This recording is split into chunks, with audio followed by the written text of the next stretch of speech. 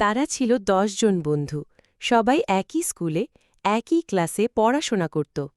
আশ্চর্যের বিষয় হল, তাদের সবাই ছিল মা-বাবার একমাত্র সন্তান, প্রথম এবং শেষ। প্রতিদিন স্কুলে একসাথে দেখা হতো, আড্ডা চলত, আর চলত নানান রকম পরিকল্পনা। একদিন কয়েকজন বন্ধু ঠিক করল, তারা বর্ষাকালে নদীতে আসা বান দেখতে যাবে। তারা জানত এটা খুব নিরাপদ নয়, কিন্তু কৌতূহল আর রোমাঞ্চের টানে সাহস করে সিদ্ধান্ত নিল। যেই ভাবনা সেই কাজ। নির্দিষ্ট দিনে তারা স্কুল শেষে নদীর দিকে রওনা দিল। নদীর পানি তখন অনেক বেড়েছে, স্রোতও ছিল তীব্র, কিন্তু সেই হারে সেদিনের সেই রৌদ্র ঝলমলে দুপুর, বাতাসে ভেসে বেড়ানো পাখিদের ডাক আর নদীর শান্ত গর্জন, সব মিলিয়ে একটি অনবদ্য স্মৃতি হয়ে রয়ে যায় সবার মনে। সেই স্মৃতিকে আবার ছুঁয়ে দেখতে চায় তারা, তাই এক সকালে তারা সিদ্ধান্ত নেয় আবারও স্কুল ফাঁকি দিয়ে নদীর পাড়ে যাবে। ৫ জন বন্ধু, খাবারের ব্যাগ, কিছু হাসি ঠাট্টা আর বুক ভরা কিশোর সুলভ উদ্দীপনা নিয়ে তারা বেরিয়ে পড়ল। পায়ে হেঁটে নদীর ধারে পৌঁছতেই তারা যেন আবার ফিরে গেল সেই আগের দিনের আনন্দঘন মুহূর্তে। চারদিক ছিল একেবারে শুনশান, কাছেপিঠে কেউ ছিল না। আকাশে সূর্য ছিল মাথার ওপরে, কিন্তু নদীর জল ছিল সেই দিন অস্বাভাবিক উত্তাল, যেন অদৃশ্য কোনো শক্তি গভীর থেকে ডাকছে। কেউ সেটা বুঝতে পারেনি। হাসতে হাসতে কয়েকজন বন্ধু জলে নামে, আর তখনই ঘটে যায় দুর্ঘটনা। প্রবল স্রোতে নদী তাদের টেনে নিতে শুরু করে।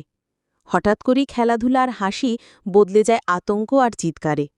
কিছু বন্ধু এক ঝটকায় তলিয়ে যায়, আর কিছু বন্ধু তাদের বাঁচাতে ঝাঁপ দেয়, কিন্তু নিজেরাই বিপদে পড়ে যায়। অন্য বন্ধু তীর থেকে শুধু অসহায়ভাবে চিৎকার করছিল, কেউ নেই, কেউ আসুন, কিন্তু দূরদূরান্তে কোথাও কোনো সাড়া নেই। কয়েক মিনিটের মধ্যেই ৪ জনের কেউ আর জলের উপরে ভেসে থাকল না। বিকেলের দিকে গ্রামে খবর পৌঁছায়। ডুবুরি এসে নদীতে খোঁজাখুঁজি শুরু করলেও কাউকে খুঁজে পাওয়া গেল না। বন্ধুদের বাড়িতে শোকের ছায়া নেমে আসে। মায়েরা হাহাকার করে, বাবারা নির্বাক চোখে তাকিয়ে থাকে শূন্যতার দিকে।